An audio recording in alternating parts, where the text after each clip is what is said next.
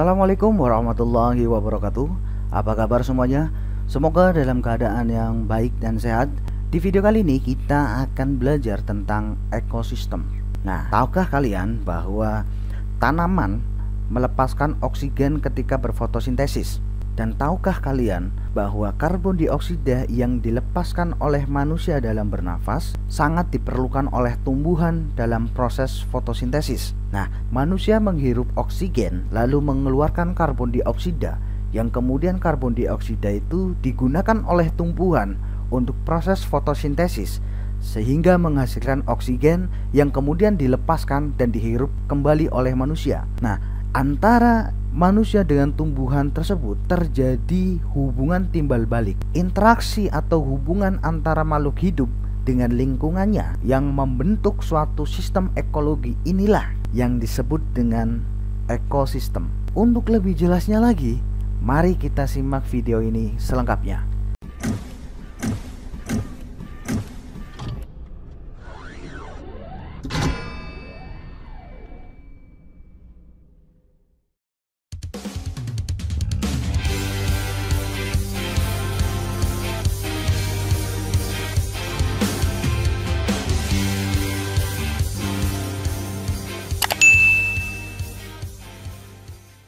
Nah, jika kalian mempelajari tentang interaksi dalam ekosistem, maka kalian telah mempelajari ilmu pengetahuan ekologi.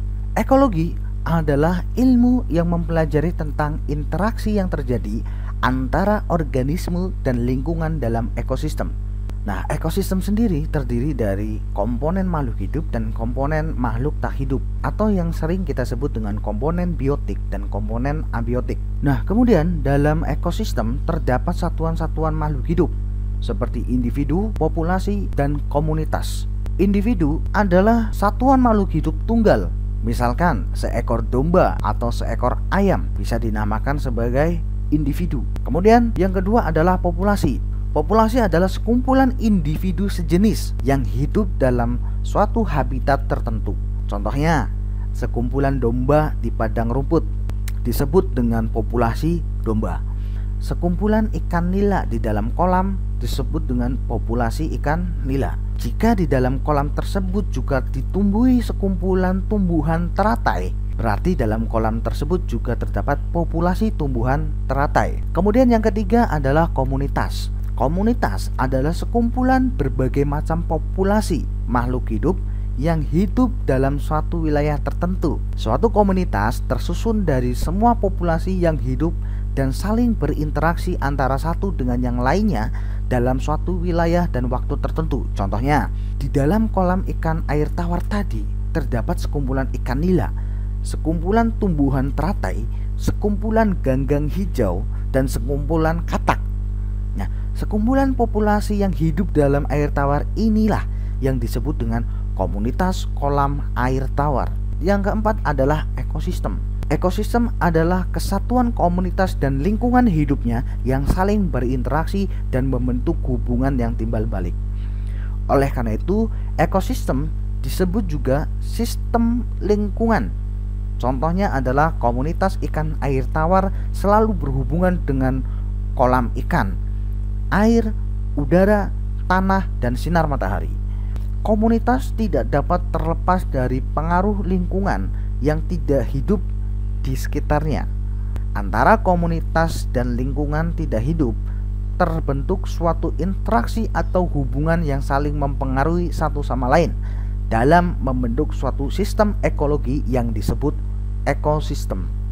Nah, jadi ekosistem adalah interaksi atau hubungan timbal balik antara makhluk hidup dengan makhluk tak hidup atau lingkungannya. Maka ada dua komponen penting dalam ekosistem, yaitu makhluk hidup atau abiotik dengan lingkungannya yang merupakan makhluk tak hidup atau abiotik. Sehingga komponen dari ekosistem terdiri dari biotik dan abiotik. Komponen ekosistem biotik merupakan bagian ekosistem yang terdiri atas makhluk hidup seperti tumbuhan, hewan, atau makhluk hidup pengurai. Nah, berdasarkan fungsinya, komponen biotik ini dibedakan menjadi 4 macam. Yang pertama adalah produsen, konsumen, dekomposer, atau pengurai, dan detritivore. Nah, produsen adalah kelompok organisme yang dapat membuat makanannya sendiri. Semua jenis tumbuhan hijau termasuk produsen. Mengapa tumbuhan hijau dapat membuat makanannya sendiri? Karena tumbuhan hijau dapat menghasilkan makanan sendiri melalui proses fotosintesis. Nah, organisme yang dapat membuat makanan sendiri disebut organisme autotrof. Nah, kemudian yang kedua adalah konsumen. Konsumen adalah kelompok organisme yang tidak dapat membuat makanannya sendiri. Konsumen ini disebut juga dengan organisme heterotrof, yang artinya organisme yang tidak dapat membuat makanan sendiri, sehingga untuk memenuhi kebutuhannya tergantung pada organisme lain. Nah, biasanya berdasarkan jenis makanannya, konsumen ini dibedakan menjadi 3 jenis, yaitu herbivora, yaitu makhluk hidup yang mendapat makanannya dari tumbuhan saja. Kemudian karnivora, makhluk hidup yang mendapat makanannya dari memakan daging makhluk hidup lain atau pemakan daging. Kemudian yang ketiga adalah omnivora, adalah makhluk hidup yang memperoleh makanannya dengan memakan tumbuhan dan daging makhluk hidup lainnya. Artinya dia bisa memakan tumbuhan dan juga bisa memakan daging, atau bisa disebut sebagai makhluk hidup pemakan segala. Nah, kemudian yang ketiga adalah decomposer atau pengurai. Pengurai merupakan mikroorganisme yang menguraikan senyawa organik atau bahan makanan yang ada pada sisa organisme menjadi senyawa anorganisme yang lebih kecil. Pengurai biasanya dari golongan jamur dan bakteri yang tidak dapat membuat makanan sendiri, dan mereka memperoleh makanan dengan cara menguraikan organisme yang telah mati.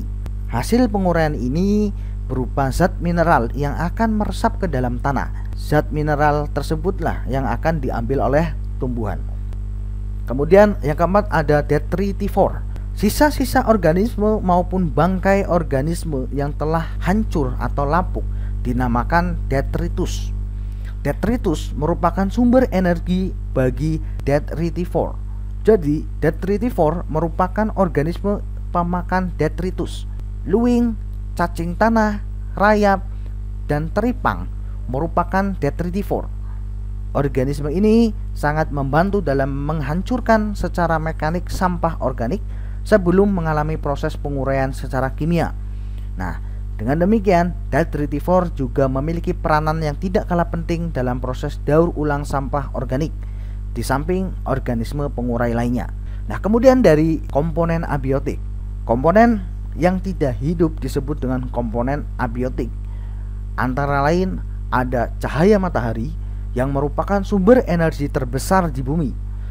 Cahaya matahari ini adalah sumber energi utama dalam proses fotosintesis, yang hasil fotosintesis berupa bahan organik dimanfaatkan oleh hewan dan manusia sebagai sumber makanan.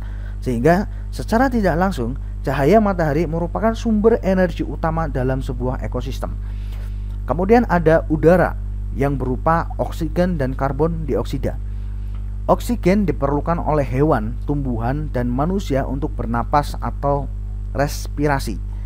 Pada respirasi dikeluarkannya gas karbon dioksida. Karbon dioksida diperlukan oleh tumbuhan untuk proses fotosintesis. Dalam proses fotosintesis akan dilepaskanlah oksigen. Dengan demikian terjadi siklus oksigen dan karbon dioksida dalam proses pernafasan dan fotosintesis. Nah, kemudian selanjutnya adalah air. Air berfungsi sebagai pelarut zat makanan yang dimakan oleh makhluk hidup. Air juga diperlukan oleh tumbuhan dalam proses fotosintesis. Bagi hewan, air seperti ikan, katak, dan buaya diperlukan untuk tempat hidupnya. Kemudian ada tanah, merupakan tempat tumbuh makhluk hidup dalam suatu ekosistem. Selain itu, tanah merupakan sumber makanan bagi hewan dan tumbuhan. Selanjutnya ada suhu. Setiap organisme memerlukan suhu yang optimum untuk melaksanakan kelangsungan hidupnya. Dan yang terakhir ada zat-zat kimia. Zat-zat kimia yang sangat diperlukan antara lain misalkan nitrogen, kalsium, kalium, sulfur, fosfat, magnesium, dan zat besi. Itulah komponen ekosistem baik secara biotik maupun yang abiotik. Selanjutnya ada sebuah kuis. Komponen apa sajakah yang biasanya terdapat dalam ekosistem sawah? Nah, coba kalian uraikan komponen-komponen yang ada di dalam ekosistem sawah tersebut di dalam kolom komentar di video ini. Terima kasih, semoga video ini bermanfaat untuk kalian. Sekian dari saya. Assalamualaikum warahmatullahi wabarakatuh.